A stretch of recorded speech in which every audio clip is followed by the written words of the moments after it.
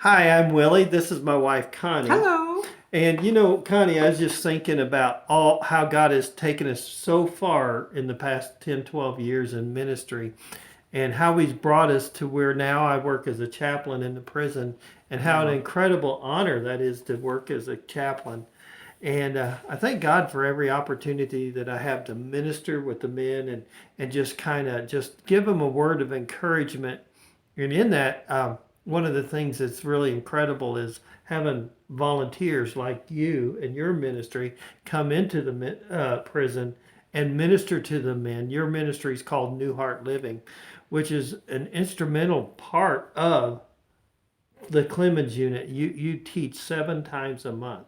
That's a Yeah. lot. I mean, that's really a lot of time. That's when you think about Well, it. hopefully more in the Yes, future. and that's exciting. But today, Come a long way though we have. oh man, yeah, and just see the sparkle in the guy's eyes just when they hear something that just changes and it changes their perspective.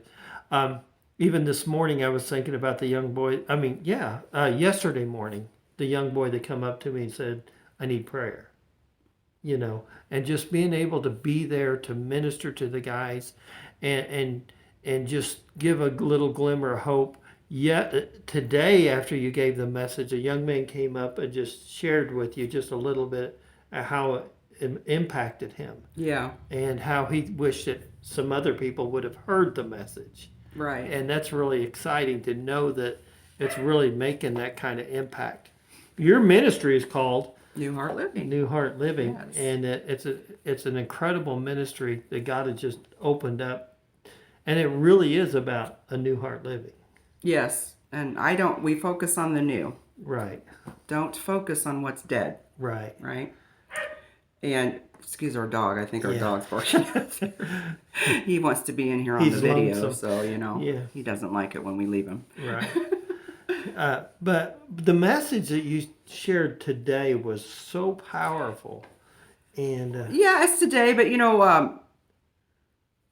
well, I'm every only day. able to share all of this though because I walked through this road for Right. years in torment of wrong beliefs and some of the stuff I teach now. If somebody just would have told me these things, Right, and I think I would have that's saved a lot of. But I had to go through that so I could go in and teach with a passion now. yeah. I don't think that it would have been as impactful and as passionate had you missed part of the No, walk. no, And I think that's really right. incredible to do that because now you can go back and when you minister and you share something like what you want to share, we're going to share today, you can actually say, I do understand because I've walked through this. And we Well, all have in yeah, some degree. I right, mean, right. so I think that's Um, yeah, and I wanted to say to give a little backdrop to that we met a little over 12 years ago, right.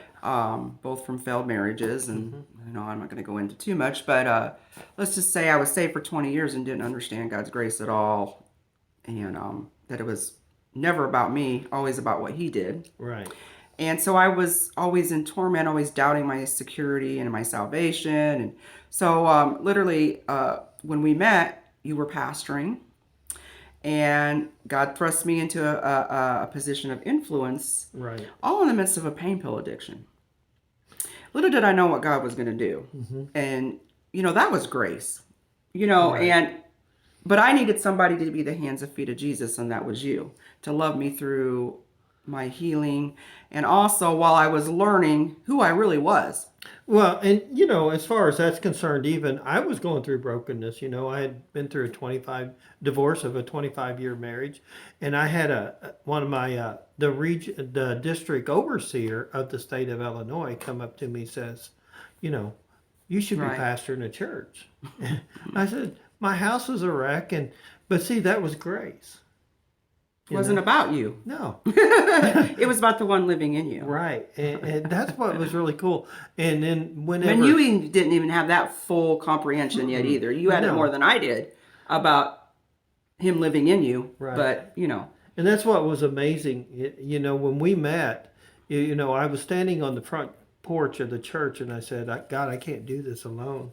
I need a partner. And he said, you, 3 days later. 3 days later, which is a whole story in itself. Yeah. But that's grace again. That's God's grace again. It's just so amazing how God just poured out his grace. And grace is God's empowering presence. Yes. Grace is a person. Yes. I mean, it's a lot of things, but grace, it's all about a person, right? Right. So, man, gosh, I could share so much. So anyway, so through all that process, I went from him saying, you're going to be a teacher one day, and me saying, oh no, I don't think so. I'm not getting up in front of nobody. You flat pushed against that, Yeah. And then we were in East St. Louis, and it was a whirlwind. Like God, everything happened suddenly, super fast, for 2-3 years. It felt like. Right. And so then he moved us to Texas in 2010. We got married within 2.5 months.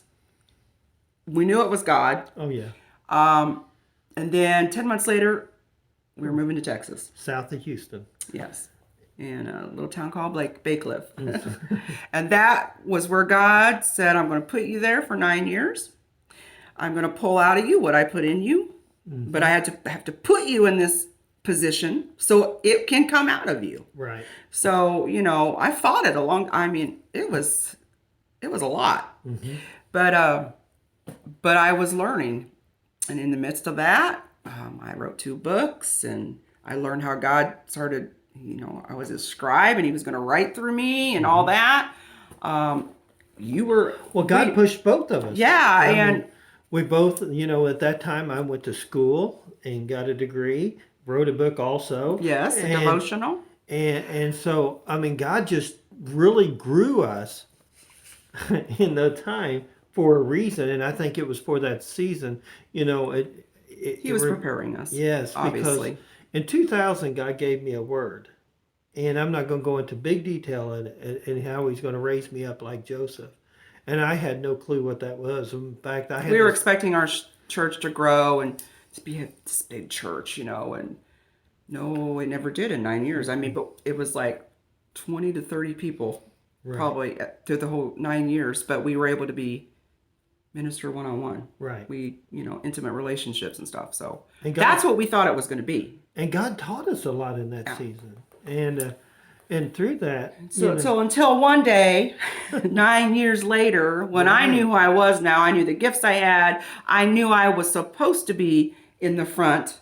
We had a radio show. We taught together, preached together.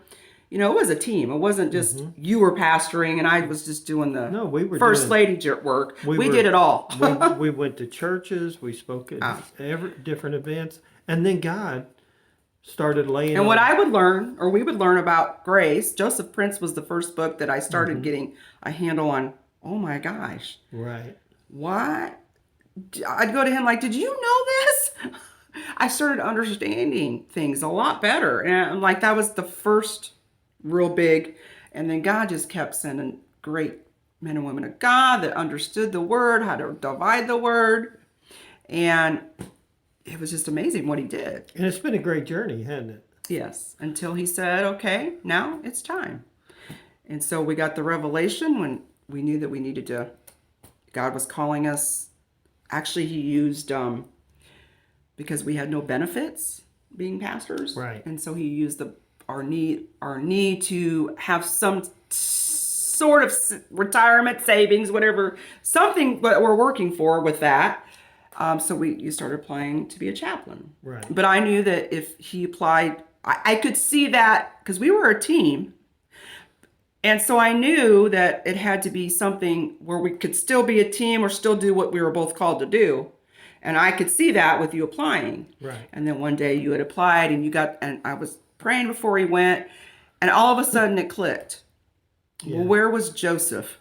In prison. When he raised him. He was expanding him and raised him up. Even though he was in a prison, he was learning the prison system, how things worked. But it's this is where he's going. That's the word. Right. The prison. Literally the prison. And I know the first. That was exciting, wasn't it? Yes. The first time I stepped onto the unit after I got through that horrible time of academy. Yes. I stepped onto the unit and the Holy Spirit spoke to me and said, "This is where you belong." And it was just like, this is it. Yeah. And so for the last almost 3 years now, can you believe it? That it'd be, Yeah. 2.5. Yeah. it'd be 3 years. June. April April, 29th. April 29th. It'd be 3 years. And so God has opened the door where you were teaching, and then the China virus happened, and then Yeah. Okay. And you then came back. yeah, and then that I felt like, oh my, I loved it. What, about 3 months? I was like, and then it was just stripped away. Couldn't go in.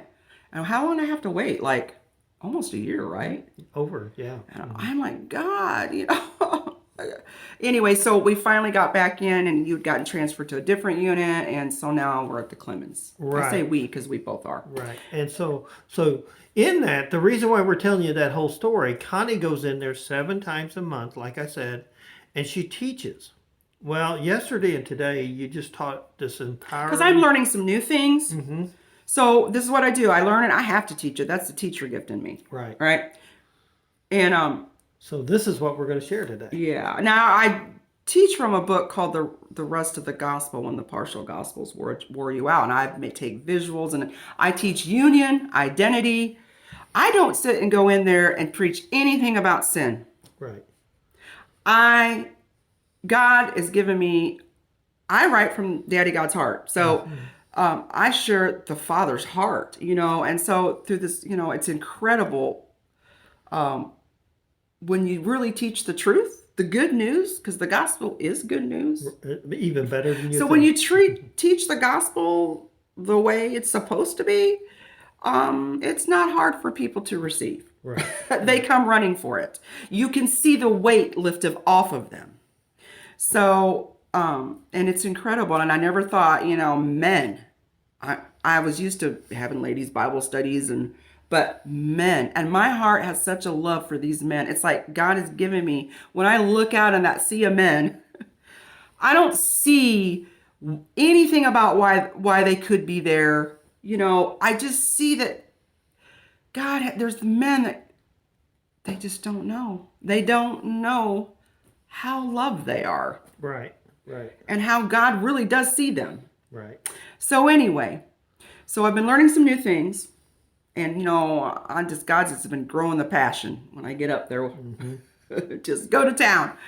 And so I'm just going to share what we've been learning. I mean, some of this we know, but so I'm just going to talk about it a little bit today. So legalism. If you want to put yourself in some torment, put yourself back under the law, legalism. But I've discovered that, legalism was there that day that Adam fell, That's right. not when Moses gave it. So that's what we're going to talk about. So, because see, what happened in the garden was Jesus had to recreate man so he could live by faith again. Now, I'm going to talk about this faith word because it's, when I tell you what it really means in the Greek, it'll make sense. Because Adam lost the relationship, see, where he went from living by faith, he went to living by his ability or his works. Meaning, to get life by what I do. I am what I do. That's, my friends, is legalism. That's right. Getting his life by I am what I do. Right. So the Greek word for faith is persuasion. Persuasion. So faith is not what you do to get God to move. And see, we've got some really messed up perceptions on some scriptures that in the church that's really kind of put us in a pretty I was, bad place. Right. I was thinking about that when you said that. Trying to say it nicely. Right. Well, when you said that this morning, I was thinking about faith isn't It's a persuasion. what we do to convince God. Well, see, then that's almost like it is bartering with God. It's making a deal with God. I'll be good enough, and you're sitting there, And all our life we've heard that. Even in the world tells you that, and we've heard it in the church but that's system. not faith, is it? No. So faith is what happens to you. It happens to you. You don't sit here and muster it up or I got to get more. It happens to you. But Adam implemented this lie where we don't function from trust in God because he's good and because, he's revealed himself. But he went to a system where we are what we do, okay? So from this belief, we are what we do. See, we try to get a picture of God, who God is from that belief, right? So we think that he cannot be good to us unless we do. Right. I mean, think about that. Mm-hmm. So, we can't trust him before we think we've done enough. So your heart won't allow you because you know and I know how naturally we function in this world. Right. The system of you are what you do. That's a system of works. Mm-hmm. That's where we get our identity from. You are what you do, rather than the life source of God himself. Mm-hmm. So we're getting life from doing instead of God himself. So now you can yield to the persuasion in your heart, or you can reject the persuasion. But it's not something you decide to work up. It's something that you yield to, and here's the key, when you hear the right message. But the problem is, we're not hearing the right message, or we're hearing a mixed message. Right. So our heart won't let us yield. Mm-hmm. Because we're hearing a system of, oh yeah, it's free, but then we're adding a little bit of works in there. Or, no, it's all works. Mm-hmm. Right? Right. And you chime in anytime. Well, I was just thinking about Adam. Can I go back? Because it brings doubt to our hearts. That's where I was going. Adam had come to the point, and I was just thinking about that as soon as he disobeyed God, what did he do? He hid. Mm-hmm. And he says, I was afraid because I was naked. It was based on what he did and not who he was. So he just instantly transformed. Think about that. For however long it was, he walked with him naked and he had no clue. He just walked with him. And his source, his life was God. But as soon as he disobeyed, he became... Well, we got to talk about that. Yeah. That word too. We got another word we want to talk about to bring this in to help it make a little more sense. But yeah, go ahead. Sorry. He became naked. At that point, he became naked. And so he was what he did, not who he was. How did you say that? He was who, because I am what I do. I am what I do. Sorry. So, and then we struggle to receive because we'll continue to struggle to receive because we can't believe we've been qualified. Right. And so we bring forth a method. And I'm sorry, one of these methods is just give enough. Mm-hmm. Mm-hmm. I mean, when you realize that how to really read the word between old and new and just between the law and just a lot of things we've been taught, it's just been in error. And it's not we just kind of pass down what we've been taught, Mm-hmm. So it's not like somebody's doing it on purpose necessarily. I mean, but so just give enough. Let's just take that. So then our heart begins to feel like free because now we feel like we've qualified. And then we receive what was actually free. And we say our method is what got it for us. Right. So when I said this to the guys, I said it a couple times, they were like, wow. Is that not true though? Even in the church system, we have the system, we are what we do, even in the church. And so now we get all these man-made methods. Right. And we interpret scripture through these man-made methods. Mm-hmm. Is that the right way to say that? No, I think it's so really we say the method brought it forth when God's saying that was free to start with.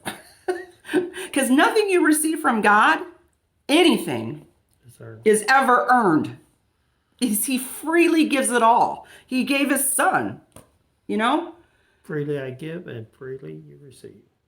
God's a giver. I saw somebody, I love the group. Religion-free fellowship. I love it. I got my people in there because, this is the road I've had to travel. And like, finally, I'm like, because there's a lot of people all bound up in this system of we are what we do. Right. And I just want to see people set free of that. And it's so incredible to find other people that have been set free of that, and all of us at a different place, and I've got more to go. we haven't fully arrived in our complete freedom, Right, from what we used to do. Well, you Believe. You talked about money, and I was sitting there thinking while you was talking about, have I been good enough today? Yeah. Because, oh man, I'm holding my tongue, but I gotta, if I repent enough, or I beg God to forgive me enough, then He's going to be pleased with me. And the repent word has been taught wrong. Right. I mean, I was taught it was like you got to repent of your sins. But isn't that all to be saved? Yeah. Well, no, it's repent of unbelief. Change your mind. Go from what you're trusting, you're doing to give you life. You are what you do, to the true life, Jesus. Yeah. The key, trust Him for your life. Believe what He's done, what He's done. But see, we don't give that message. You are what He's already done. See, I had the wrong message given to me. So my heart, I had a double message. Right. Not only from other people, we say it just from our own self, from the enemy. We got it all the way around coming in at us. Right. All the time. We are what we do. Mm-hmm. Earn. Because that's the way the world system works. And God's system isn't like that. Not at all. He never wanted the law. He never wanted to give the law. Mm-mm. And what happened when they did? Oh, give us some rules. We can do this. Yeah. Give us the law. Because, Moses, you go and get the law because we can't talk to God directly. Right. What happened while they were gone? While He was gone? They were breaking the laws. They just did. And the moment the law was written? Because it was given to show you, you can't keep that. Mm-hmm. You can't keep it. That's right. That's right. And it's powerful. And there's a lot, we could say about that. But so faith is persuasion. So, I almost forgot the other word. So through this, through what I've been learning, through great teachers, that, so the Septuagint, right? Pretty close. Septuagint is the Old Testament translated into Greek. Now, what they did was they got 72 scholars together. Not together, but they chose 72 scholars. I think it was like six from each tribe they did. And to go and write from Hebrew to Greek to translate. And they separated them. And I guess when they came back together, there is almost identical of what the interpretation was. Right. So that's why many Bible scholars believe it was, inspired obviously by the Holy Spirit. So do you know what the word evil means in the Greek when it was translated? What's that? Labor. Labor. Mm-hmm. Labor. It's the Greek word poneros, Poneros. It means to be full of labors, annoyances, and hardships. Mm. That, to me, see, this is how we got. We are what we do. Mm-hmm. And I'm still studying a little more about this tree of the knowledge of good and evil. But the evil's not what we thought. Right. See, this is what Satan, his problem was. He saw his good ability. So he went from his source, God, who made him and gave him that ability, to, through my ability, I can be like God. That's right. It was good ability. Mm-hmm. Evil. So he made it to where we have to, it's labor. If you're under the law, it's labor. That's right. It's legal. It's labor. Labor. Annoyances. And it creates It means also annoyances and hardships. Labor does that. That's right. Sure. I'm like, wow. So it's like, God just keeps, you get the truth that you need. It's like, I'm going to give you this now. And you get that all settled in. You know that you know that you know, right? You know or knows it. So now let me give you a little more. And so it's like he just builds. And it's like, oh, it's just an explosion of like, I get it now. It's like, wow. So the more I try to do good enough to please God, I am laboring, and that is You're putting yourself back under legalism right. rather than freely. Okay, and so like we teach union. We have such a language of separation. And so that's what I'm all about. I go into that prison, I'm saying, you, spirit to spirit, are in one with God. But if you don't know that's the deepest level of you, you're going to judge everything by what you say, what you do, what you don't do. And we do that all the time. Yeah. Come, Holy Spirit, come. I don't even need to pray that. Right. That's an Old Testament. That's a waste of time. He says, I'm here. I go everywhere with you. That's right. He says, I'll never leave So you. actually, I bring him with me. I don't, there's just so much that if we go believe this system of we are what we do and we have to do to get from God, it just jacks everything up. And Jesus has already done it, and now it's free. And it's just, we are the vessel, he's the life. It's his life living through us. And he looks like you. He talks like you. So just like the Father said, the Son said, I only see what the Father doing. It's the same one with us. People see us, but it's Jesus. That's right. I don't have to be you. It's natural to be me. That's right. So Jesus says, I created you with your temperament, the way you are, and I don't want you to be anybody else because I'm going to express my life through you as you. And people are going to say it's you, look like you, but it's me, and they're going to know it's me if you give the right message. And that's, right? That's really what glory is, isn't it? Glory of God is God on display. That's the best way that I had it taught to me. And God on display. And how is it on display? So who's in you? God. You are God on display to the world. But if you don't know union, if you live from separation still when you're not really separated, you can't do that. Not fully, not to the capacity that he really wants to manifest his life through you. I mean, he works with where we're at, obviously. It's a process. But man, once we get this, if we really understand he's living inside us, he's as close as he can ever be. He's under your skin. He's not on your skin. He's under your skin.